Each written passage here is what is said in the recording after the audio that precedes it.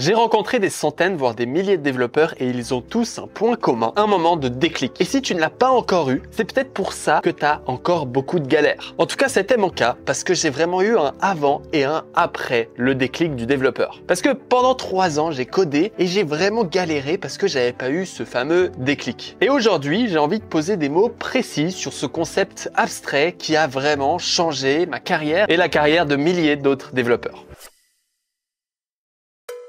C'était comment coder avant ce fameux déclic. En fait, c'est quand tu commences où tout te paraît plus ou moins compliqué. Quand tu fais que d'avoir des murs et tu te dis « mais j'arrive pas à faire ce truc ». Et tu as constamment besoin d'une personne qui te dise « ah bah fais ça, fais ci » et en plus, très souvent, qui te l'explique. C'est un peu le format des tutos Open Classroom. Le gars, il t'explique quoi faire et ensuite il te dit « bah maintenant, fais-le ». Donc généralement, c'est pas trop compliqué parce que tu dois précisément faire ce qu'il vient de t'expliquer. Et au début, c'était totalement ça parce que j'ai commencé à coder à 14 ans et il y avait un professeur, j'étais le meilleur élève, mais j'avais tout le temps besoin qu'il m'explique. Ah bah voilà, fais ça, fais ci, fais ça. Ah voilà, si t'as ce problème-là, tu peux aller sur ce site. Et en fait, j'arrivais pas à me débrouiller tout seul. Chaque fois, j'avais besoin de lui qui m'aide, qui me guide afin d'avancer. En gros, j'étais un peu soumis à ce qu'il me disait parce que s'il me disait rien, je faisais rien. J'avais vraiment besoin qu'on me tienne par la main pour avancer chaque étape. C'est pour ça que quand j'ai fini mon école à l'âge de 16 ans, vu que j'avais plus de prof, vu que j'avais plus de guide, vu que j'avais plus rien, j'ai arrêté de coder jusqu'à mes 17 ans parce qu'il m'a fallu 1 an avant de trouver une alternance en entreprise. Et c'est à ce moment-là, quand j'ai commencé cette alternance, que j'ai eu le début du déclic.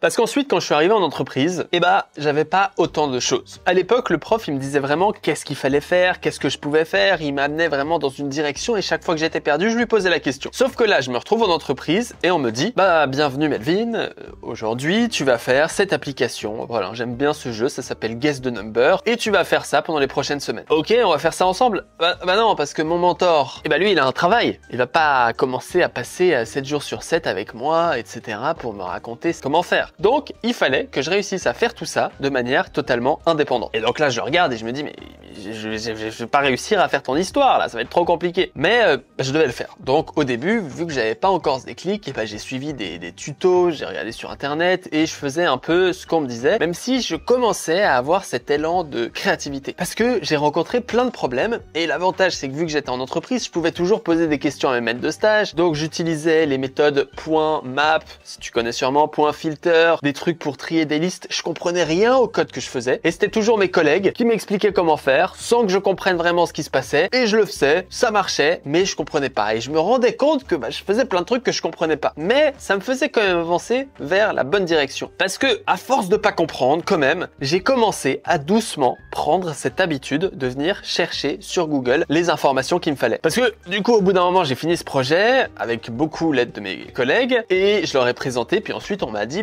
voilà, maintenant tu dois passer sur un nouveau projet. JavaScript, t'as fait un mini projet en 2 semaines, on va dire que c'est bon. Maintenant, tu vas faire du Vue.js. Et quand j'ai commencé ce nouveau projet, je pense que j'ai eu ce déclic.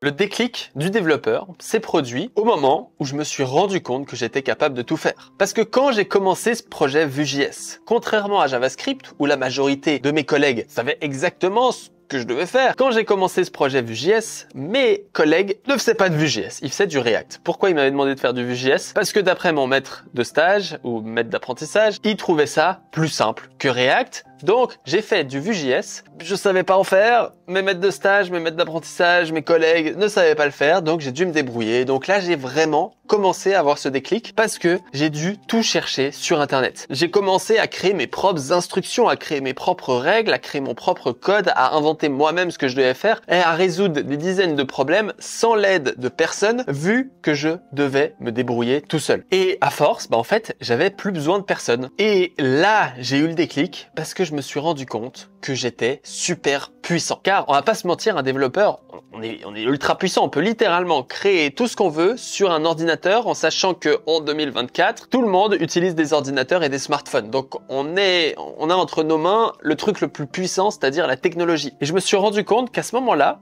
j'étais capable de faire exactement ce que je voulais. Quand je voulais ajouter une feature, le local storage, je savais même pas comment ça fonctionnait, etc. Boum! En un jour, j'ai appris ce que c'était, j'ai réussi à l'implémenter, etc. Et là, j'ai réussi à avancer super vite, sans l'aide de personne, et à montrer du code qui était intéressant. Alors, évidemment, tout ça, ça avait un coût. Le fait de pas avoir de mentor faisait que mon code Vue.js était totalement catastrophique. Que j'avais tout dans 2 fichiers pour une application de prise de notes qui faisait des 500 lignes. J'utilisais même pas les composants Vue.js. J'avais même pas compris ce que c'était les composants Vue.js. Et donc là, j'ai eu le déclic du développeur en me rendant compte que j'étais capable de tout faire, que j'étais capable de pratiquer. Mais c'est aussi à ce moment où j'ai compris l'importance d'avoir un mentor ou d'une formation et d'avoir quand même une sorte de structure. Et c'est pas ce que tu penses. En fait, un mentor et une formation, ce que ça m'a apporté quand j'ai commencé à avancer, c'est que l'information est partout. Sur YouTube, sur les documentations, sur les Discord, partout où tu veux, tu as l'information de comment faire du Vue.js. Tu as aussi dans la documentation des mini-tutoriels, des mini-explications, etc. Mais en fait, ce qui manque dans ces informations, c'est vraiment avoir et être dans la tête d'un développeur expérimenté. Et c'est là où j'ai eu un énorme avantage, c'est qu'en étant en entreprise, j'ai pu montrer mon code catastrophique à mes mentors et ils ont pu me donner des feedbacks, où là j'ai vraiment eu une énorme feedback loop où j'ai pu apprendre et améliorer mon code. Et surtout, après, j'ai commencé à acheter des formations où j'ai pu vraiment rentrer dans la tête d'un développeur et avoir l'information de comment il utilise l'information. En fait, un mentor et une formation ne te donnent jamais des informations, mais t'expliquent comment faire en sorte de prendre ces informations, donc ces documentations, etc., et d'en faire quelque chose de fonctionnel et qualitatif. C'est vraiment ça que va t'apporter les formations. Et c'est d'ailleurs ça, pour moi, qui est une formation bien structurée. Une formation qui t'explique les choses, blablabla, bla, comment utiliser .map.